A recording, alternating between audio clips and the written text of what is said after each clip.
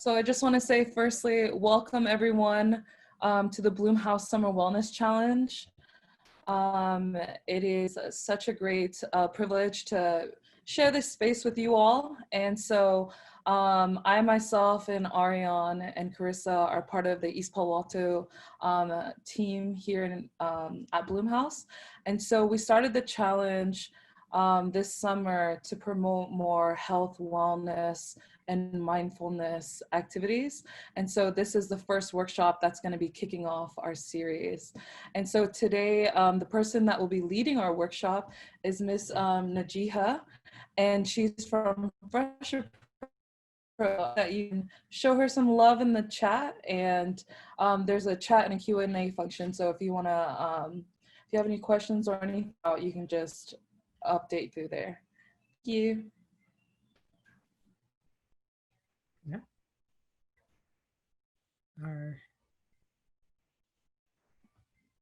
We can begin. Right on. All right. Thanks, Mele, for the introductions. I'm really happy to be here and engage with you all in this summer wellness challenge with Bloomhouse. It's super cool. I think, yeah, this is a good beginning to something like a really good thing that can happen year-round, hopefully. So, hey everybody, my name is Najiha Asmar. I'm a program specialist at Fresh Approach. And my main job there is I run the Community Garden Network, or we call it CGN. I'll talk more about that in just a minute, but it's in East Palo Alto. I also support education programs in nutrition and garden education. And I really just want to thank everybody for meeting with us today to talk a bit about who Fresh Approach is, what we do, and to give you all some essential tips for living healthy and happy livelihoods. So our next slide, our mission. So Fresh Approach is a nonprofit organization working to create long-term change in local food systems and the Greater Bay Area. So we do this by connecting California communities with healthy food from California farmers and expanding knowledge about food and nutrition. Next slide, please. So we firmly believe in social justice and food justice to be our leading motivators for our cause and our service. So our programs address different aspects of food access and inequalities and inequities really, and health disparities in Bay Area communities. Next slide. So my pride and joy right here. This is the Collective Roots Community Garden. So the way Fresh Approach addresses food insecurity is by putting the power back into the hands of the community, focusing on education and food access. So one of those major programs is our Collective Gardening Network. You can see in this picture, we have a couple of veteran gardeners showing people how to do different garden tasks and skill setting. So a little bit more context into how Collective Gardening Network came to be. It actually came from a vision from the early 1920s.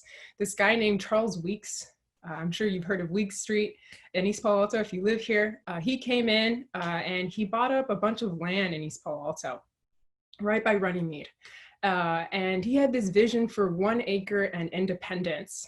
So it was essentially a community of farmers in the 1920s where they would all work together in this co-op of poultry farms and work the soil and grow these chickens for marketing and using facilities and sharing facilities and new technologies, because they were all doing this all together as one.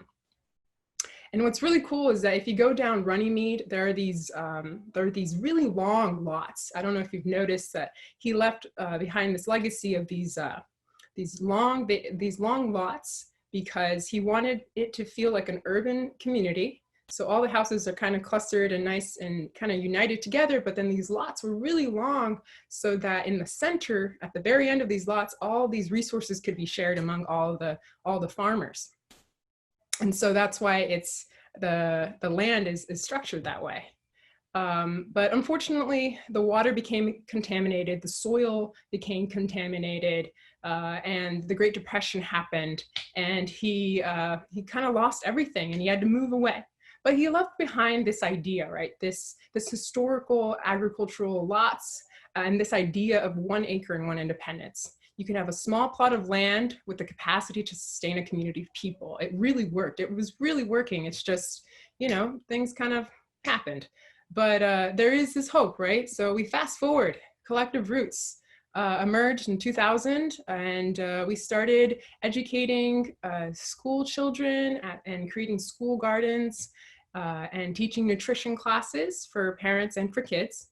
And the Backyard Gardening Network happened. So we created this network of gardeners in East Palo Alto. And now it's called the Collective Gardening Network, because we don't just do backyards anymore. We do front yards, we do balconies, we do community gardens. So it's a hodgepodge of different outlets for being able to grow your own food. And we also brought about the farmers market, the traditional farmers market, back in 2007, I believe. And again, it's just to share resources and skills among each other and relocalize their food sovereignty in East Palo Alto. Fast forward again, 2018, Fresh Approach absorbs Collective Roots so that we can fortify our programs and reach a larger audience in the Bay Area. So we had a very similar mission, essentially to bring healthy food access. And what's cool is that when we got absorbed by Fresh Approach, we actually have mobile farmers markets now. I'm sure y'all have seen those little taco trucks on wheels, and they got exclusively just farm fresh produce for everybody. And again, we also absorbed their robust nutrition education program. So I'll talk a little bit more about that. But ultimately, the Collective Gardening Network, the CGN, is continuing to foster a locally based food system with our gardening network, providing education and resources, garden workshops, now even virtual ed videos. And I can tell you a little bit more about how you can access those in our different social media capacities. We also share resources for soil, seedlings, compost. We do seedling swaps. And I mentioned this before, home planter box installations. If y'all want an installation, we could definitely hook that up for you guys. We also have support groups. You can always reach out to me or a lot of other veteran gardeners. We're all connected. It's just, you know, depending on what your question is, I can direct you in the right way. And also, we also certify producers. So there's this little thing where you can be certified to be a backyard grower for us, and then we could sell your produce on our mobile farmers markets. So this is really, really cool. We started that last year. We have about 2 people right now, but the more experienced ones, right, feel more confident, and then we can have this really cool local economy going with everybody trading food. And obviously we're continuing to grow now virtually, a lot of virtual stuff since COVID. Next slide. So we have a gardening program, and we also have our farmers markets, which I mentioned before, and they're all interconnected. Our farmers markets are special because we're exclusively supporting local California farmers. We're increasing food access in food deserts specifically. We actually look for places that really need that support of fresh, accessible, healthy food. And we're building that demand for local produce as much as we can, and donating excess produce. So if we don't have, you know, enough people coming by the truck one day, we always donate to a good cause. So our mobile farmers markets usually run in the East Bay and the South Bay, but due to COVID-19, we're now focused on farm fresh food relief, which is prepackaged produce bags, and we're distributing those to local community members, different housing, like low-income housing units and that sort. And essentially, again, we're just trying to support those local farmers by buying up their produce that they couldn't have an outlet for, and addressing food insecurity for low-income folks. And then I mentioned this before, our traditional farmers market in East Palo Alto. It was formerly at the Ravenswood Family Health Center, and now we're at Emerson Collective at the Bloomhouse parking lot, which is super duper cool. It's like the background I have right now too. And it's on Wednesdays from 11 to 2 p.m. And stay tuned, because I'm going to give you a little incentive to come check us out, hopefully tomorrow. And then you'll have a little something at the end too. And at each of these farmers markets, we offer a significant discount for folks. So if you're low income or you might have government subsidies like WIC, SNAP, CalFresh, we definitely help you out and we'll match those dollars in some way. And so you can kind of double your dollars when you get there, which is super duper cool. Next slide. And then, so now we have a newer program, which is really cool. It was initiated last year and it's our compost hub. And we really wanted to just bridge our programs together in a more cohesive way. And what we did was we addressed the food waste issue. A lot of food waste is happening all the time. We waste about 53% of our food that's wasted comes from our houses. So the way we address that is to replenish the local compost supply and support community grown produce, right? So we incentivize people to bring their food scraps, give them some vouchers to spend at the farmer's market. They can buy more food. And then we have this closed loop system where things are just being recycled over and over again. And we're creating this amazing soil that's replenishing all this locally grown food, which is at the Collective Roots Community Garden. And then we essentially educate the community about food waste. So you got to take a workshop before you start bringing the food scraps, the importance of compost, and really how to get involved into this program. That's the breakdown of the workshop. And we really encourage anybody. I mean, everyone eats, right? So we encourage anybody to join. You don't even have to have a garden to join. But if you do have a garden, we actually give you the compost too. So there's always a way to like benefit. We're all benefiting from each other. It's a symbiotic relationship here. And so you can start small or you can just give back to the community by donating your food scraps. And what's really cool is after 6 months in these follow-up surveys that we did with folks, most participants said that helping the environment was the most important reason for them to donate their food scraps. I mean, it's cool that we give them coupons and people get more food, but they have this kind of like consciousness about what they're doing actually is making a huge effect on the climate change and our environment, right? And our home, right? Because the earth is our home. And so we're finishing up this virtual video to host this workshop online so folks can begin composting as soon as possible. So stay tuned for that too. There's going to be a lot of good links and goodies for you guys at the end of this. And then our other major program, you can, next slide. Yeah, is our cooking and nutrition classes. So, right, it's not important just know where to get your food and how to grow it, but also how to use it, right? How to cook with it. And knowing which foods are healthy and how to create healthier livelihoods with that knowledge, right?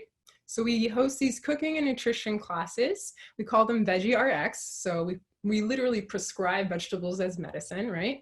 And they're free classes for adults, youth, families. We teach them in English and Spanish. It's an 8-week program with various nutrition topics and food demonstration.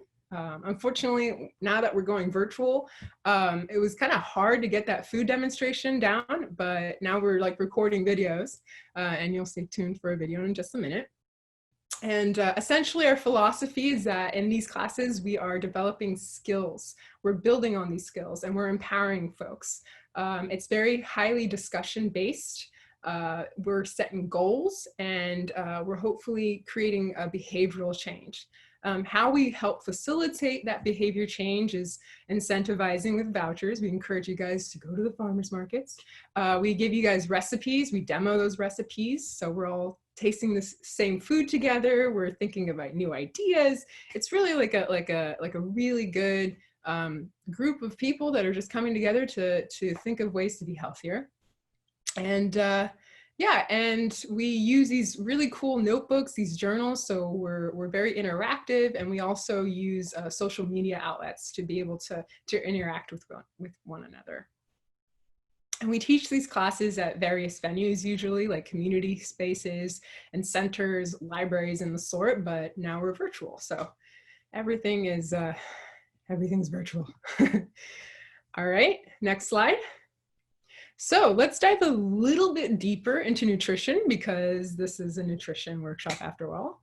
And when we head out of this workshop today, I'd like you guys to go away with 5 key significant strategies you can use to transform your health, just by focusing on your buying and purchasing power and what you eat every day.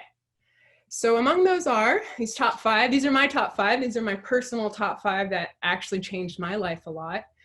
So number 1 is eat soul food. And I'm not talking about that Southern comfort food. I'm talking about soul food. It stands for seasonal, organic, unprocessed, and local.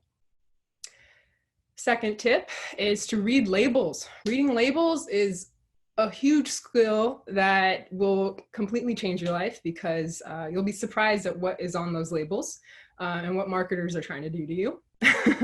Number 3, moderation, not deprivation. Eat your favorite unhealthy foods or your junk foods, just not a lot or too often. So it's always keeping that in mind. We're being conscientious about that. Number 4, eat a colorful meal. The darker vegetable, more colorful, more diversity is even better. So eating the rainbow is another one. And number 5, shop at your farmer's market as often as you can. You get more bang for your buck when it comes to nutritional benefits. So you're gonna up your nutrition game every time you go to that farmer's market, because they pick that produce the day before. That produce in the supermarket, it could be sitting on that shelf for weeks and you wouldn't even know, because they pick it before it's even ripe. So here we go. Let's start with the first one, eating soul food, right? I want to see if we can make this interactive. So the first thing, right, that S, right, seasonal. Why would you think it's so healthy and better to eat seasonally? What are some benefits to that? The food that you buy seasonal is cheaper than the one that is out of season? Absolutely.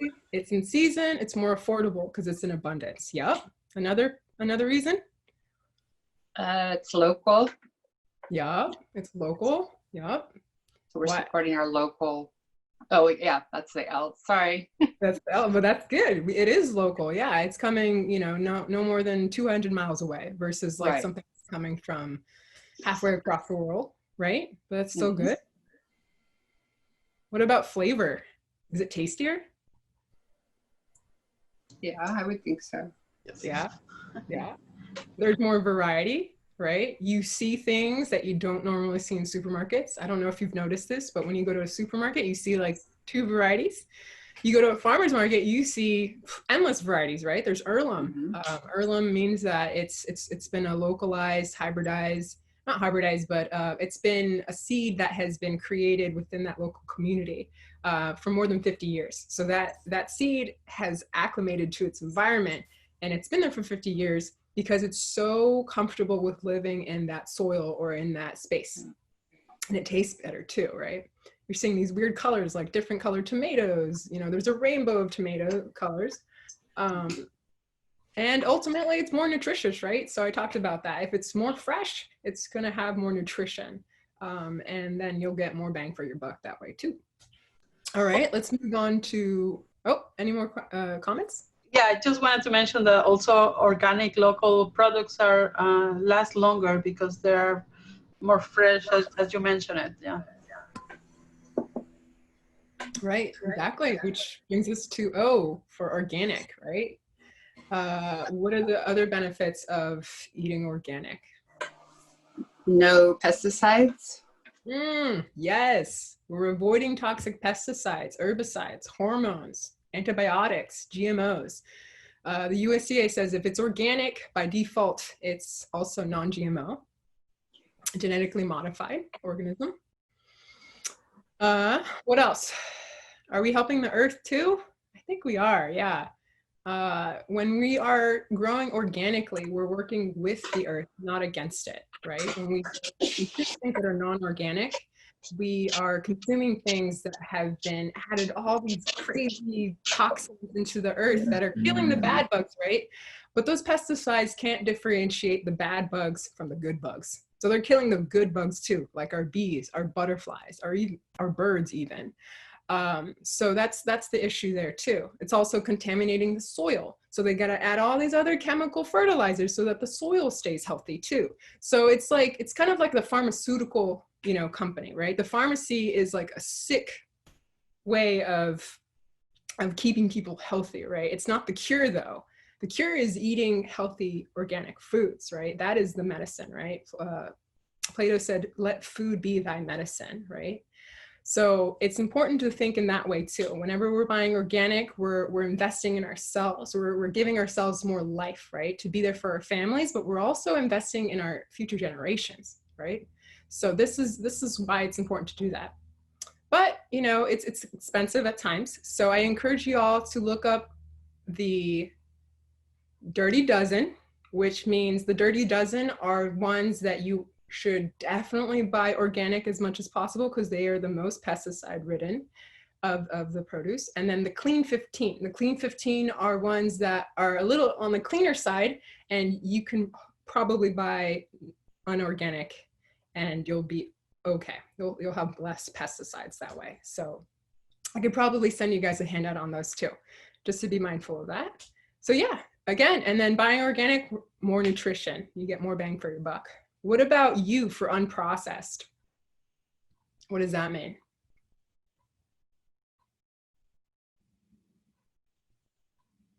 What does it mean to be processed? Well, anything that is processed, they take away some of the nutrients, but they just add more things so that they can make it last longer. Yep. So there's a lot of additives, and they actually take out good things too, right? They're substituting things for cheaper things so that they can reach a higher volume and get it out to the community faster and cheaper and more affordable. So when something's processed, right, it means it's been changed or altered from its original state. So there's some sort of weird thing that they're doing in there. Not all the time, because something processed could be cooked rice too, right? So there's minimally processed and there's highly processed stuff. We want to try to avoid the highly processed stuff. Minimally processed, it's like, okay, I cooked, you know, a cup of rice. That's great. It's just water, right? But it's when they start doing all this other stuff to the rice that it's a problem. So we're eating real food that hasn't been tinkered in a laboratory, right? All right, and then the last but not least, we talked about this is local, right? So why would it be great to shop locally?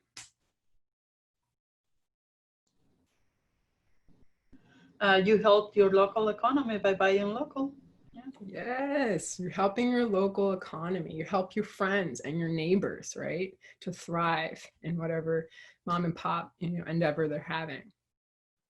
Again, and ultimately, it's environmentally sustainable. There's less transportation, less, you know, pollutants in the earth, and we're preserving biodiversity, right? Biodiversity is key for everything and everybody. So to put this in perspective, 75% of biodiversity has been lost in the last century. So from the beginning of the Industrial Revolution, we have lost 75% of our biodiversity.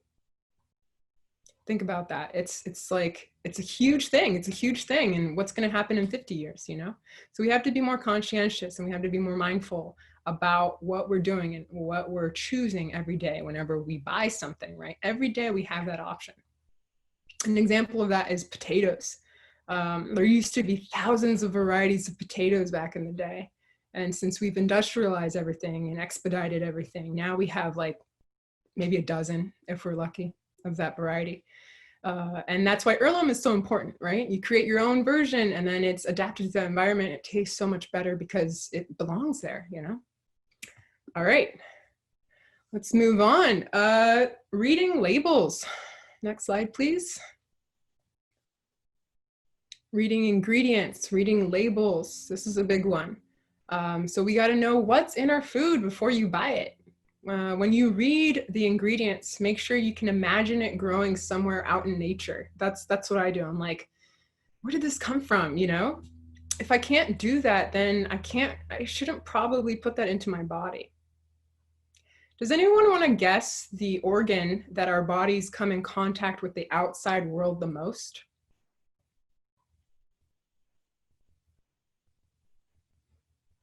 Skin? Skin? No, that is the most common answer though. It's a big one, yeah, but it's not the biggest.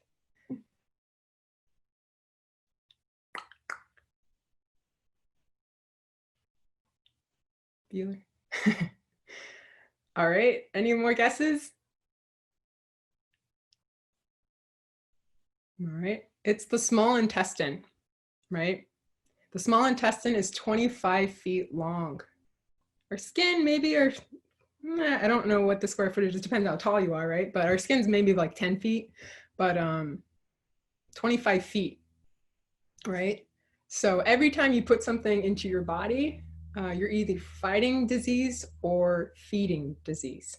So every time it's in there, it lasts a long time, right? So our bodies take a while to process everything that comes into our body. And it's directly affected by that small intestine, but also the stomach, right? And everything in our digestive system, right? So, but 25 feet is a long way to go for that, you know, that cookie to go through, right? It's a long way. So let's look at the ingredients on these oatmeal raisin cookies. Zoom in a little bit, try to zoom as much as possible. We're gonna look at those ingredients. So on an ingredient label, it reads from most to least quantities of that product, right? So your first ingredient will be the majority of what's inside, and then the last ingredient on that list will be the least of what's in it, right? So I encourage you to buy packaged products that have 5 ingredients or less, right? Because the longer that list, the more additives, the more chemicals, the more foreign objects that are in our bodies. So kind of minimize that. So that first thing, it says enriched, bleached, white flour, an unbleached flour, right? Wheat, niacin, iron, thiamine, monnet, I can't even pronounce that, riboflavin, folic acid, and then sugar is the second ingredient, right? So right there, that's like a huge red flag. I can't even pronounce half those words. They've been altered, they've been processed. If it doesn't say something like whole wheat or whole grain ingredients, and you got to be mindful of that. It could have one whole grain in there, but then the rest of the list is bad.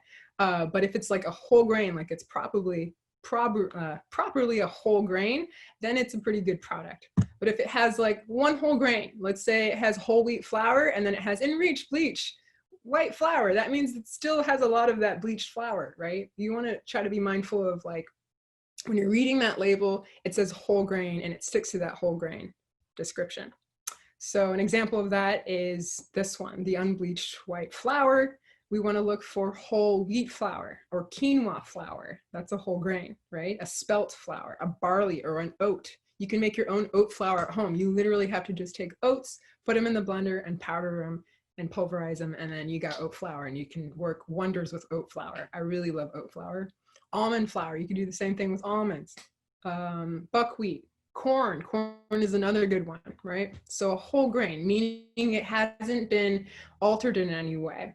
Whenever we have a grain that's been altered, they've taken off the germ, they've taken off the fiber, so then you're left with this like low nutrient thing. Like white rice is one of those, bleached flour, that all-purpose white flour, those are all that sort of thing. So we want to look for whole grain in the label.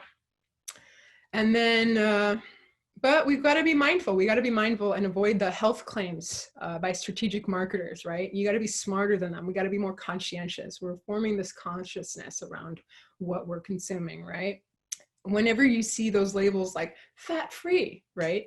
That means they've probably taken the fat out and they put some synthetic fat in there. But if you read that ingredient label, you could be smart about it and know, oh, okay, yeah, this is something I can't pronounce and it's some weird oil thing. I probably shouldn't eat that. When it says sugar-free, right, they usually substitute it with either a different type of fat or salt, and probably put some weird alternative to sugar. And then the term all natural is a big one too. All natural, it could be anything. It doesn't mean anything. The government doesn't have any regulation of being able to put something on all natural. You can have, let's say it's all natural. Let's say it's some sort of rice product. It could have rice in it, and they could stick that all natural in there, and it can have 20 other words and ingredients in there that are not natural, and they could still put that all natural label on it. So be mindful. And the easiest thing to do is read those ingredients, and then you can be the judge as to whether or not it's actually telling the truth. All right. Next slide. But it's not to say that we're going to deprive ourselves, right? We're going to do moderation, not deprivation.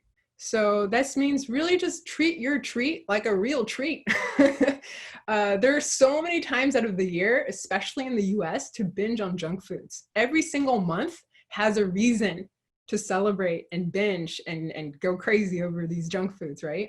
So think of all the holidays, the birthdays throughout the year. Every single month, I don't think there is one month that doesn't have a birthday or a holiday to celebrate. So just thinking that and just being more mindful again. So these treats here, right? These are so common: the Skittles, the Pop Secret butter, popcorn, those Takis that are so addictive, right? So the marketers and the scientists have been able to modify and perfect these products to sell to people and to market them in a way and really get people to buy them, right? Kids on average see 17 commercials for junk food in one episode of SpongeBob. So every time those 5 minutes go by, you know, every single commercial on there, if not all of them, is junk food, is something that they want to sell to the kids. So since an early age, right, they're selling us things that we don't need in our bodies. Plain and simple. So what are the alternatives, right? We're creating healthy habits. It could just be one thing that you start with a week, right? So instead of getting those Skittles, maybe have the fruit. Maybe even try dry fruit at the beginning, right?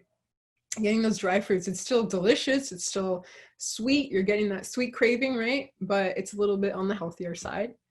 If you're craving something crunchy and salty, right? Popcorn is amazing, just not those prepackaged popcorns with all that added butter. All that preservative in that package is all chemical, right? They might have a little bit of butter in there, but then they have a ton of salt, and they have a ton of synthetic fat, trans fat usually. And then it's packaged in these packages that like never go bad, right? So what you can do is buy whole grain popcorn, just the kernel, right? And then you make your popcorn in a pot with a lid. What I like to do is add a little bit of avocado at the bottom, avocado oil at the bottom, put my popcorn kernels in there. I add hot sauce if I like it spicy, if you want that like Taki or that hot Cheeto, like experience in a way. I love adding Cholula just a little bit, and as it's popping, it pops the heat right into that popped kernel, and it's so yummy. And don't be discouraged if you feel like, oh my God, this isn't salty enough. Our taste buds take about 3 weeks for us to change our habits, right? So if you're starting off with like two tablespoons or 2 teaspoons of sugar in your coffee every day, try to just take out 1 for that week. Just do that 1. And then the next week, do half a teaspoon. And then little by little, right? We don't want to go to cold turkey, because what happens when we deprive ourselves of the things we love? What happens?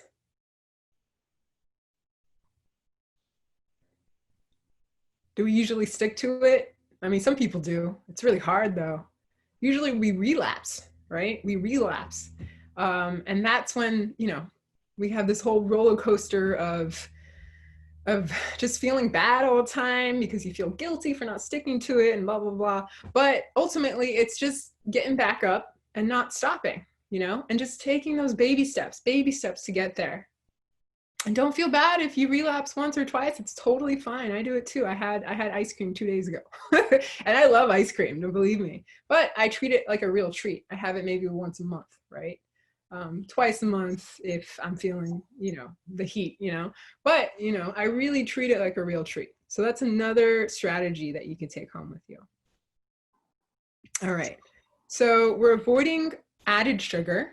We're avoiding sugar, right? Our bodies don't need added sugar in our bloodstream.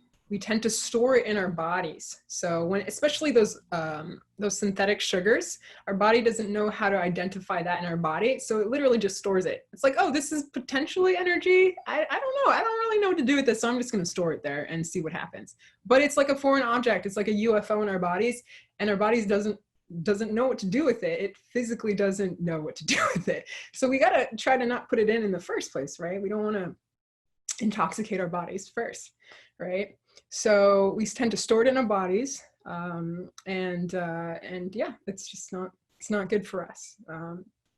But again, moderation, not deprivation. So a question I like to ask folks, is brown sugar good for us? Is brown sugar healthy? What is brown sugar? No, I don't think it's healthy. Okay. Why? Because it's still sugar. Mm-hmm. That's all I know. Yeah. So it's a marketing technique, right? What they did was they took molasses, right? This liquid sugar from beets usually, and they just added it to the white sugar. So it looks brown, and it looks earthy, and it looks healthy or healthier, but it's not. It's just a marketing scheme. And the sad part is that if you don't know, you don't know, but now you know. So you can make that decision, right? So some like healthier alternatives to sugar, right? Try stevia. So it's a plant.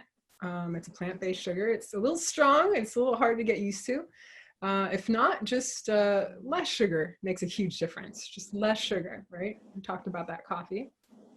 And we also want to avoid, other things to avoid in moderation are different fats, right?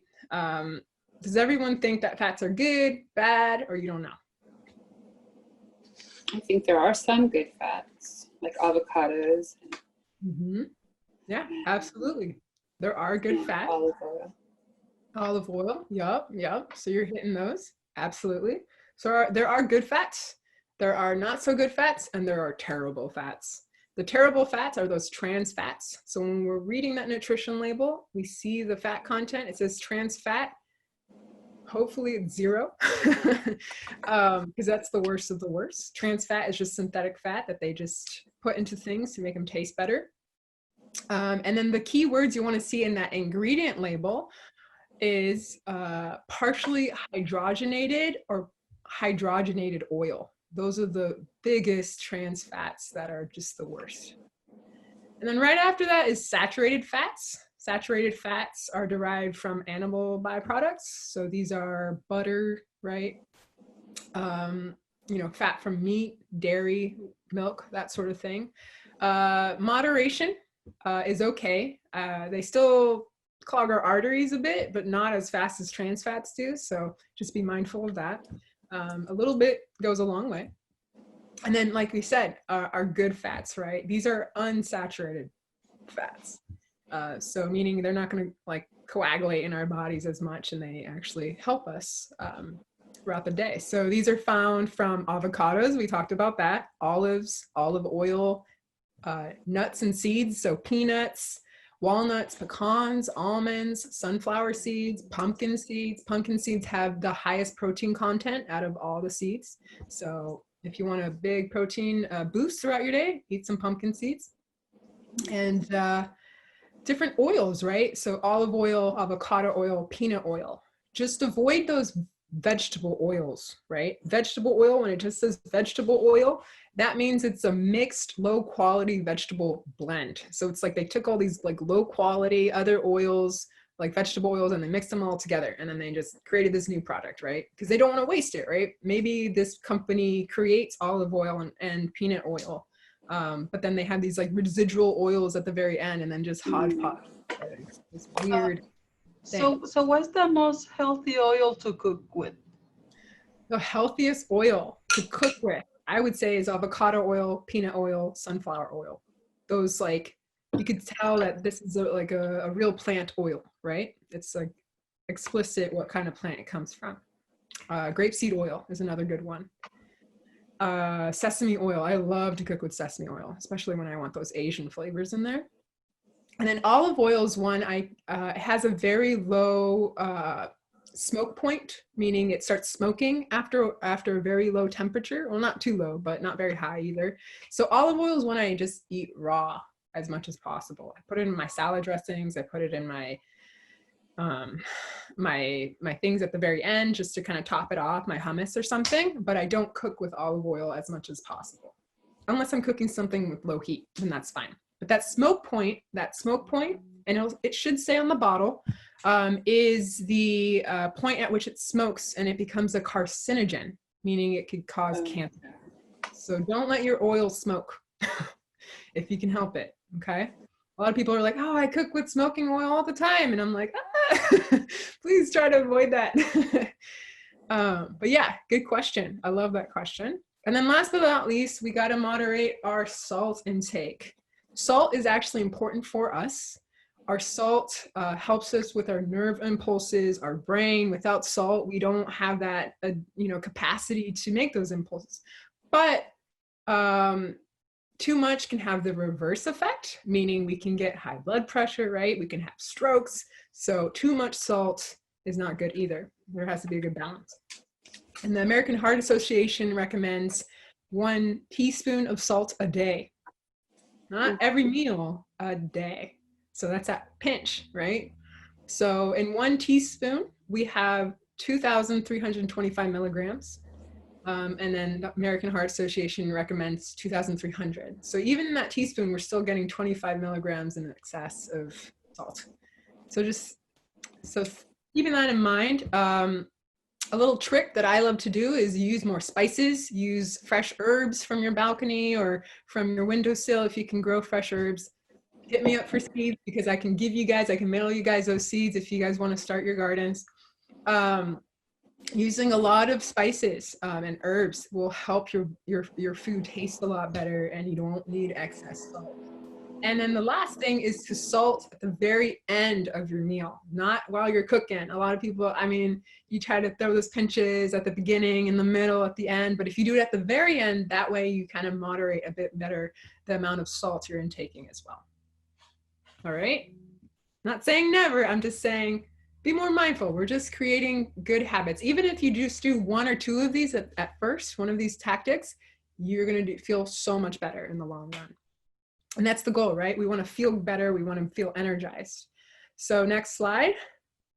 So to do that, right, I encourage you all to eat the rainbow. And I'm not talking about those Skittles from the picture before. I'm talking about the real rainbow.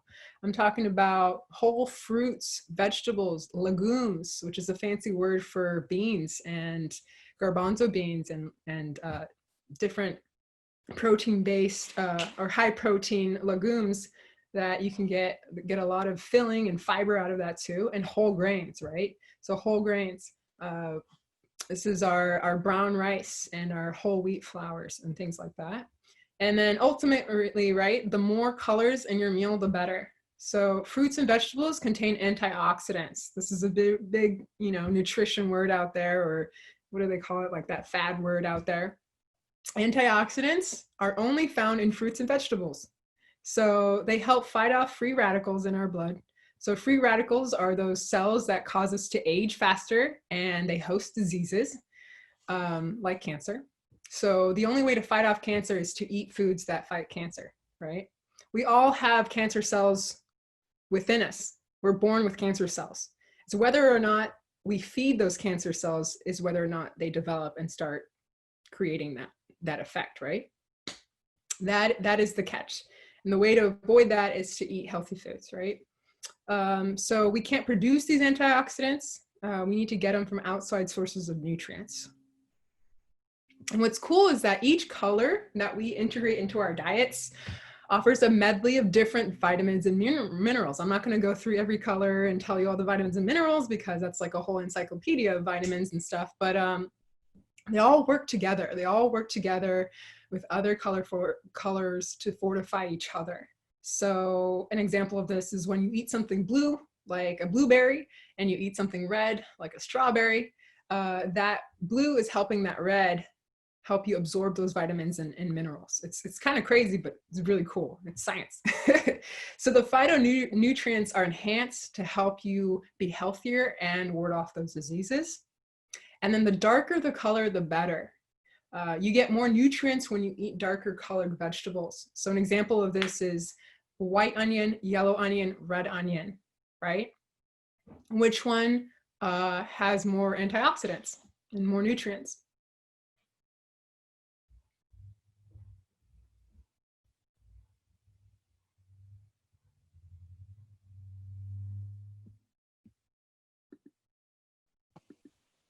Red? Any guesses? Yes, exactly. The red. The red is going to give you more nutrient value. Exactly.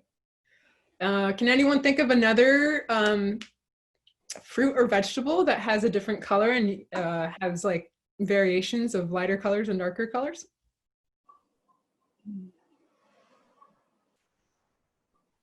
Carrots?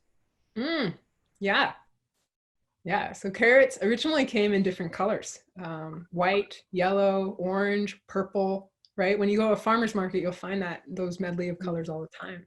So yeah, so that darker purple carrot, you're gonna have more nutrients in there. Exactly, yeah, that's a good one. All right. Yeah, so next slide, please. So where can we find the best option for your fruits and vegetable needs? Farmers markets. Yes. Can anyone tell me other reasons why farmers markets are amazing other than to get your fruits and vegetables? Better priced, supporting our local farmers. Yeah. Yeah.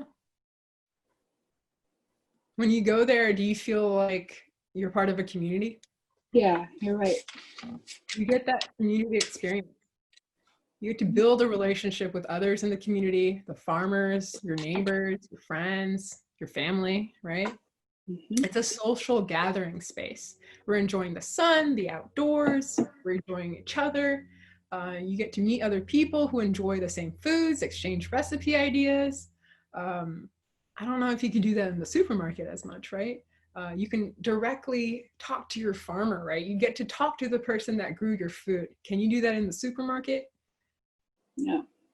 Oh, you can ask the produce guy and he'll be like, I don't even know where that came from. I mean, it might say it on the label, right? But they won't know. You can ask the manager won't even know, right? So you're having that direct connection with the person who's giving you your nourishment, right? And it's really cool is that they can actually tell you how to prepare an unfamiliar vegetable or fruit, right? You see like a yellow cauliflower or you see a purple cauliflower and you're like, whoa, I've never seen that before. I've only seen the white one in the supermarket. But there are these other colors that I don't even know what to do with. And I guarantee you your farmer will know how to cook with that because he grows it all, or she grows it all the time, right? And they could tell you how they grew their crops. Be mindful though, when you go to the farmer's market, if you don't see that organic USDA organic sign, that means they haven't been certified organic. But that doesn't mean that they're not growing organic. You could talk with them and be like, hey, I noticed you don't have an organic sign up, but do you grow with, organic practices? And then they could tell you all the different crops that they grow organically or not, which is really cool. And most of the times they don't want to get that certification is because they have to pay for that certification. It's thousands of dollars every year that they have to pay for that organic certification. So just because they are non-organic at the farmer's market doesn't mean they don't grow organic. It could just mean that they just don't want to pay that fine. But you can talk to them, right? And then again, you can think of new ways to prepare old favorite foods and meals, but essentially you're establishing that relationship with them. And then hopefully you're getting your family involved, right? And hopefully with those produce that you're taking at home, or you're having your kids help you pick out that produce you're eating at home, right? You're preparing meals with them, and you're making it that family experience. And what's cool is that you can have the kids help you pick out fruits and vegetables, but you can have them help you pick out what's going to be for dinner too, right? Make it their, make them feel powerful, empower them to help you in the kitchen as well. That's how I started. I started actually just like cutting up, or like, I think I was just ripping up lettuce in my kitchen with my mom when I was like 5. I couldn't use a knife, but I could rip up lettuce, right? And to make that salad. And we're cooking together, right? And this ensures that we're not consuming, hopefully, processed foods as much, right? When we go into the farmer's market, you don't see all that boxed and container aisles like you do in the supermarket, right? Right when you get into the supermarket, you see all of those aisles and aisles and aisles of processed foods.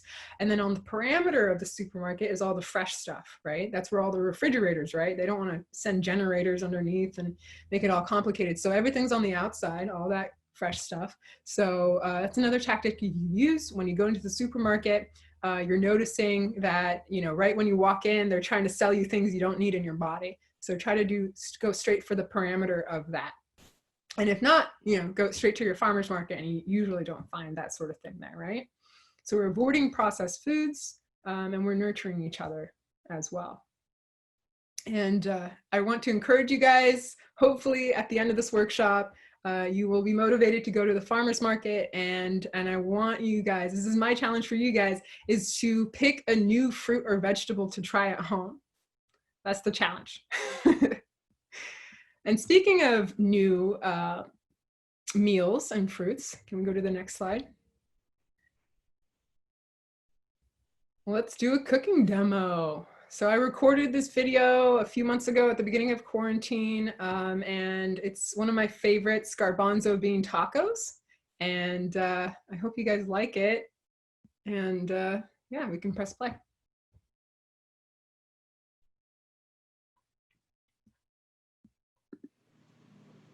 Hey everybody, my name is Najiha Asmar, and I'm a program specialist for Fresh Approach. And today I'm gonna make a meal that's great for lunch, dinner, or even breakfast sometimes. We're gonna make some garbanzo bean tacos. And I'm gonna use just different things in my fridge that I found. So things that I used yesterday, maybe half an onion, half a bell pepper, just anything I really have so that I don't really waste my food. But ultimately, it's going to be the taco seasoning that makes this dish so good. And when I use garbanzo beans, it's a great source of protein. These I made yesterday, and all I did really was put them in a bowl, and I soaked them with a little bit of baking soda, about a teaspoon of baking soda. I covered it up with some water so that they can expand a little bit, and overnight, they get a little bit more supple, so it's easier to cook them a little faster. I cooked them, I boiled them in water, I filled up the pot, I boiled them for about an hour. And what's great about garbanzo beans is that they're very versatile. You can make sweet things with them, you can make savory things with them, and they absorb flavors really well without really compromising flavor. So this is a great, really cost-efficient way to make a really yummy meal for friends, family, or whoever you would like to feed. So let's get started. I already prepped some minced tomatoes, and I put in some a serrano pepper. Sometimes you can use jalapeno if you wanted a little spicy as well. I just used what I had, so there's serrano pepper in there, tomato, and then I added some lime juice and a little bit of salt just to kind of get a medley of a little kind of like a ceviche going down. I also minced up, chopped up some cabbage, and cabbage is great. It's a good source of lots of vitamins and minerals, but also water, and it gives it a little extra crunch in there as well. I also have half an onion that I don't want to waste, bell pepper that we're going to cook these, and then some cilantro to garnish, as well as some lime. And again, the secret ingredient here is the taco seasoning, which is kind of a funky thing, but it's ultimately so good and so good for you. So I'm going to start out by just dicing up my onion.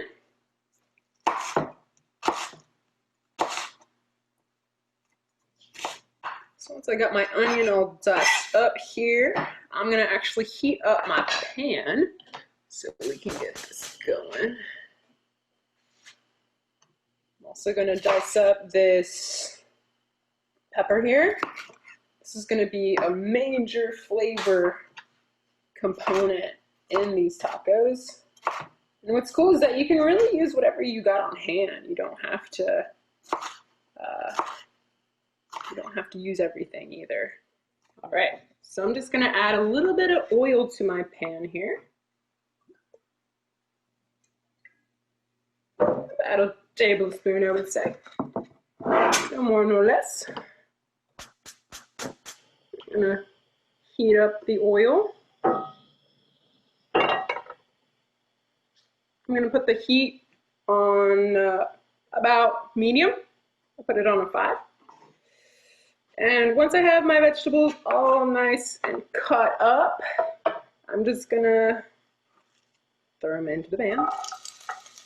Ooh, I like that sizzle. Yeah. What's nice is that you can use a combination of things. Sometimes if you got some red bell pepper, green bell pepper, it just looks really pretty when you add everything in there. We're gonna give it a little stir. Ooh, almost like fajitas up in here. We'll lower it just slightly. As you can see, I'm using a cast iron here. I love cast iron because it has very good thermal heat coming through, but you can use any pan really. Cast irons are great just because they also give you a little bit of iron in there too. All right. In the meantime, while that's cooking up, we're gonna make our spices. And this medley of spices, I think the key ingredient here is chipotle. You can really use what you got on hand at home, but if you got chipotle, this is what really makes it good. And I'm gonna add about half a tablespoon of chipotle. And then I'm gonna add some garlic powder. I would say about the same, maybe half a tablespoon. Some clove. This is kind of funky, but just a dash. Kind of gives it a slightly smoky flavor as well, earthy. Cumin, don't have much, but I'm gonna use what I got. That also gives it a nice flavor, and it's really good, good combination with beans generally. What's cool about these tacos is that you can actually make these with black beans, kidney beans, fava beans. Obviously, you can make them with other things like lean ground beef and things like that, but today I'm going to be making them with garbanzos.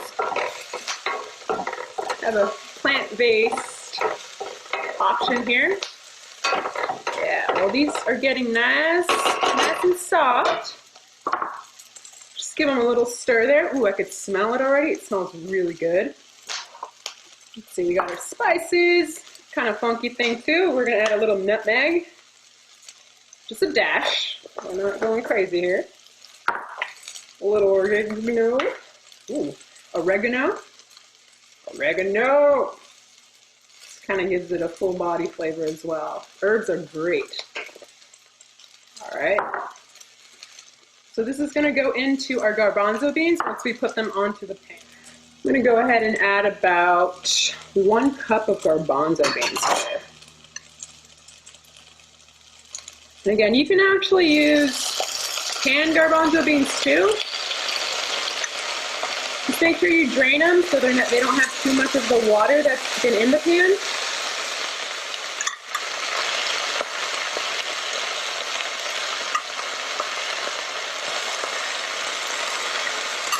You can play around with how much you want to add here. I'm going to lower it just a bit. It's pretty intense. It's nice. I'm going to be using tortillas, homemade tortillas. I used masa.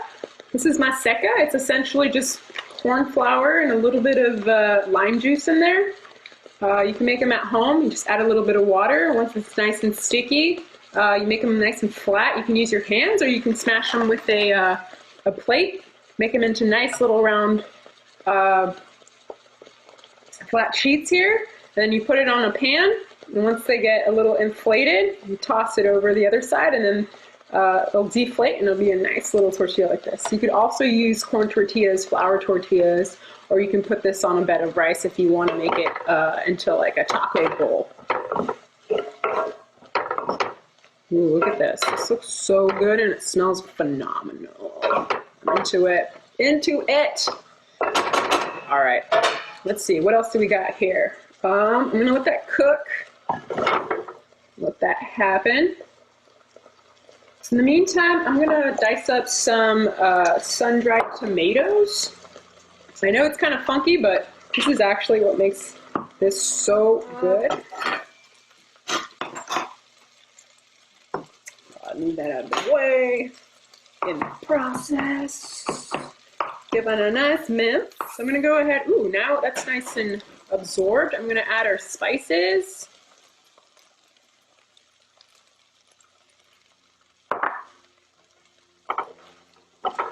Ooh, yes. As soon as I add them with that chipotle flavor, it gets really smoky and it just smells phenomenal. So good. So good. Yes. My mouth is watering. It's a problem. Oh my God. Yes. All right. So we added that. I'm gonna lower this just a little bit. The cast iron, I mean, the thermal energy in there is very intense. It's very nice. All right. So while this is cooking, I'm gonna let this cook maybe a few minutes.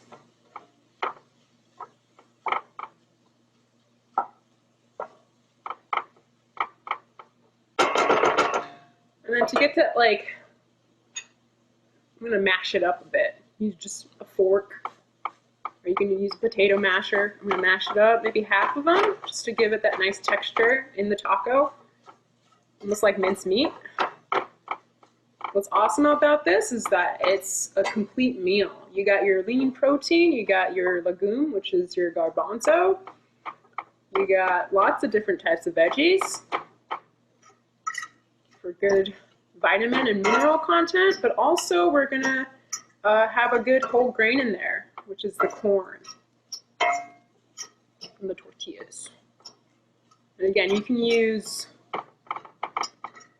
any sort of base you want in this. Look at that. Look at that. Ooh, that looks pretty good. All right, so once we got that going, the sauce here is going to be the minced sun-dried tomatoes,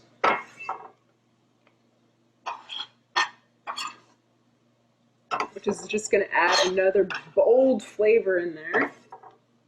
Very bold, right?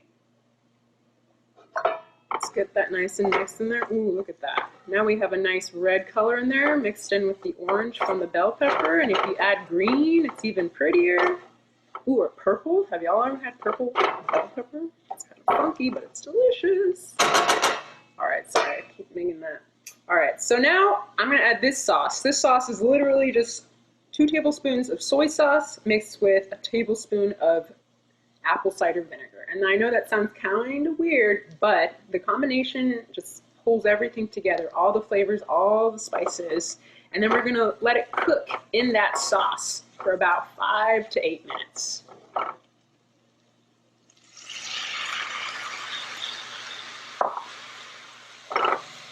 Well, another smell burst, along with the chipotle and the onion and all of that. And with the soy sauce, it literally turns the garbanzos brown, so you're getting this brown color that literally looks like taco meat. It's kind of cool. Oh yeah, that looks gorgeous.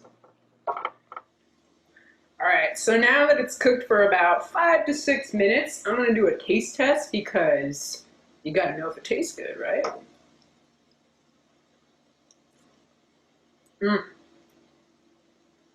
Yes.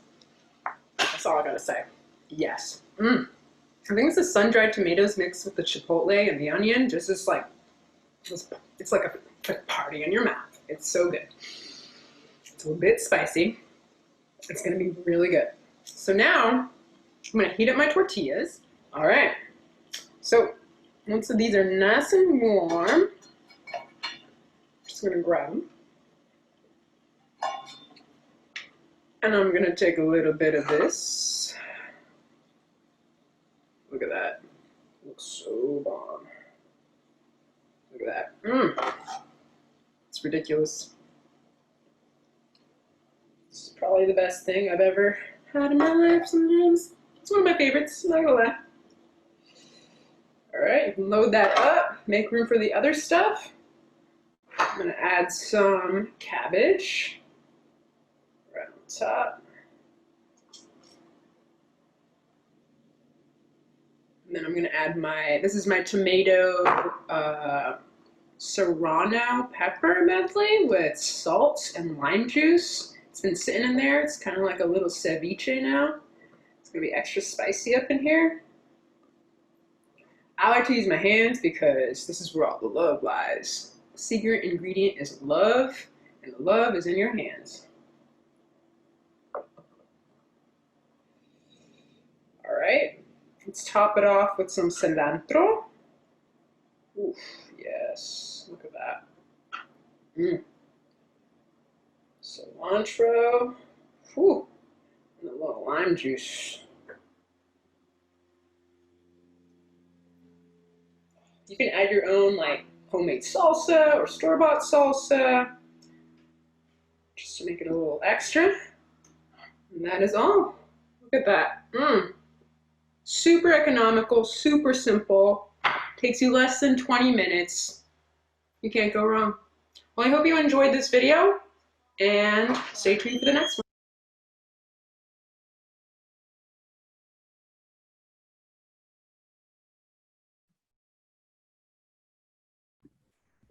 Najiha, can I just say that looked so good? I was like, I'm like salivating over here. I'm so hungry now. I know, it's lunchtime, huh? Maybe you guys have some of those ingredients so you can do it at home. I'm craving them too, honestly.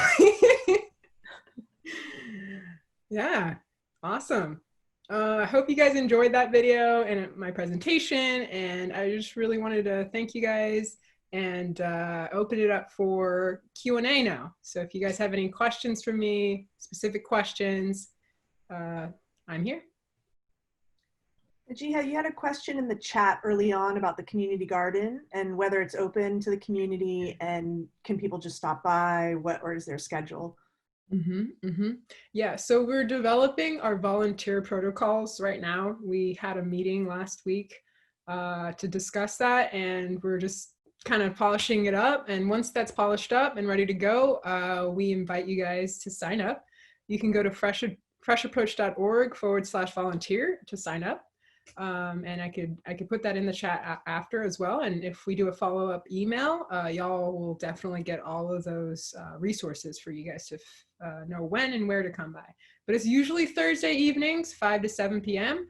And then first Saturdays of the month from, I think 10 to 11:30, we're gonna do it. But not yet. We're creating like sanitation stations and all that fun stuff so that people are safe when they're there.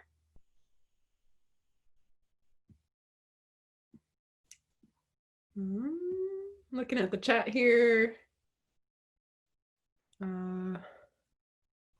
Yeah. Any more questions? It's a lot of information. It's like my favorite things all put into one thing. This is is a lot of good stuff. It says which farmer do you go to? I go to the East Palo Alto Farmers Market every Wednesday. The next one, like Ariane says here, it's in East Palo Alto. It's at the Bloomhouse, 2555 Pulgas Avenue. We're at the very end of Pulgas. It's from 11 a.m. to 2 p.m. So it's 3 hours. So another question was, is it okay to have a high density seafood diet? So say like a person who has a lot of seafood throughout the week, is that okay? I don't recommend it. Moderation, of course, maybe once or twice a week. I think every day is a little too much, just because of all the toxins in the water. Being mindful of even the farmed fish. Farmed fish has a lot of pesticides, hormones, herbicides, all of that fun stuff, all in this giant tank where they all like live together and they all are sitting in their own poop. That's farmed fish, right? And then freshwater fish, right? It's a little better, right? We got the salt water, it's keeping them a little bit cleaner, but we put tons of pollutants into the water every single day. Every single minute, there's plastic going into the water. That plastic dissolves into the water, and the fish eat algae, right? They eat those tiny little microbes in the water, and they're eating the plastic at the same time. So inadvertently, they're eating the plastic, and we're eating the plastic too. So moderation, not deprivation. There's also mercury, right? There's mercury in the water. There's that plant that broke down in Japan how many years ago, and it's still leaking. They never plugged that plant up. So that means that there's toxins just flowing into the ocean every day. We're overfishing too. There's this thing called bycatch. So whenever we're buying salmon, we're also buying sharks to die, whales to die. Turtles get caught in those nets too. So we're killing turtles, we're killing all of these precious animals every time we're consuming fish. I'm not saying never, but it's just, once you know, it's hard to not think about that. At least for me, that's what I think, in my experience, in my knowledge. So given the current stay-at-home order and everybody working from home, we're seeing a lot of like midday crashing. So what is another alternative instead of coffee as like a pick-me-up during the day? Fruits. Fruits are extremely energizing. Fruits and seeds. Seeds and nuts have a lot of protein. It gets you going. It keeps you full. It keeps you going. Oatmeal is another good one. I love oatmeal. I'll crave oatmeal like at midnight. This happened like 3 days ago, and I'm like, why am I craving oatmeal? I don't know. But it's a good alternative. And then I have control over, you know, what I put into that oatmeal. It's plain oatmeal. Sometimes I put a little jam and jelly in there, or I'll put some peanut butter, right? Make sure it's 100% peanut butter. Don't get that Jiffy or the Gift stuff, because they put sugar into their peanut butter. I don't know why. Maybe just to increase the volume. But fruits are extremely energizing. They actually say that an apple in the morning wakes you up better than a cup of coffee. So, you know, we're kind of in that societal time where fad diets are a thing. What is your perspective on the keto diet, and is it realistic for the average people? Keto diet. Yeah, I mean, I've seen documentaries on the keto diet, and it's interesting for sure because it does encourage lots of vegetable consumption. I think fruits are out because they don't eat carbs. But carbs are a huge part of our evolution as well. So if you're not eating carbs, then it's kind of like you're preventing your body from absorbing things that it evolutionarily has had. It's a long time, right? Like rice and grain. We've without bread and water, I don't think we would exist. As far as meat, moderation, again, meat is a huge one. It has saturated fat, right? So if you're eating a ton of saturated fat, just be wary of that. It could still clog your arteries. Also, meat has a ton of growth hormones in it. People make fun of plant-based people because they get estrogen in soybeans from tofu. Okay, sure, you get that tiny little bit of estrogen, but in that meat you're consuming, you're getting estrogen, you're getting ammonia, you're getting hormones, you're getting all of these antibiotics, right? You're getting the antibiotics that they give to them, right? So you got to be mindful of what they're eating as well. I mean, grass-fed beef is one thing, right? But ultimately, it's a little bit more expensive, right? And but still, like the cattle, the practices of creating that cattle, right? They're clear cutting the Amazon, right? Every single day, there's loggers just clear cutting the Amazon. Our lungs of the earth, our lungs for us, our oxygen is being cut down so that we can house these cows and all of these cattle so that we can eat a piece of steak for one meal, right? It's one meal. And that cow needs 10 times the amount of food that we need to survive and thrive. So we're just being more mindful of all of that. Like once you know, it's hard to go back. But I just encourage you to eat more plant-based options. I'm not saying never eat meat because that's kind of sad, I guess, especially for our cultural foods. A lot of cultural foods, a lot of cultural traditions and celebrations are centered around meat. But you could be that game changer. You could still have the flavor and all of that delicious food, but without, you know, trying to consume a little bit less meat. That's it. if you eat, you know, one meatless day a day, that makes a huge impact on the environment, a huge impact on your life, a huge impact on the animal as well. I know I'm kind of preachy right now, but keto is, you will become lean. You'll be skinny, but I don't think you'll be very healthy. Just because you're skinny doesn't mean you're healthy. Thank you, Najiha. In respect to time, if you have any other questions or and you don't want to ask them now, you can always send us an email and we can forward that along to Najiha and hopefully get those answers for you. I believe Najiha has a treat for everyone. Yeah. So for being in the workshop today, hopefully I got your guys' information from the registration. We're gonna mail you guys some vouchers to spend at our farmers markets. So one of those farmers markets is the East Palo Alto Farmers Market, but you could also spend those vouchers at other partner farmers markets as well. So if you live outside of EPA, we stretch all the way from, you know, Richmond all the way down to the San Jose. So we'll send a pamphlet as well with all the different farmers markets, the times of year, which days are open, and you're more than welcome to use those vouchers there at those specific farmers markets. So get out there and eat your veggies. And Najiha, if people want to get seeds from you, what should they do?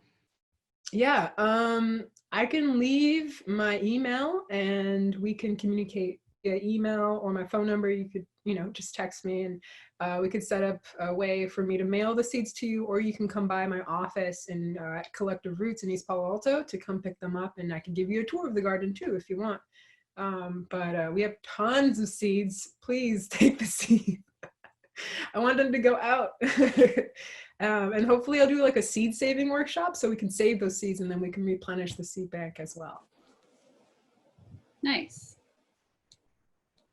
Awesome. So thank you everyone for joining our workshop, and we'll be in touch soon. I've made note of all the all the individuals that attended, so we will email you further steps so that you all can get those vouchers. Thank you so much, everyone, and have a great day. Thank you for attending. Thank you. This was a great workshop. Thank you.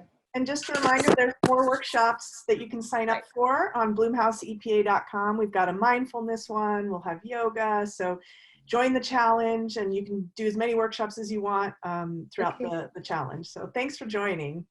Thank you. Bye-bye. Bye, everyone. Thank you.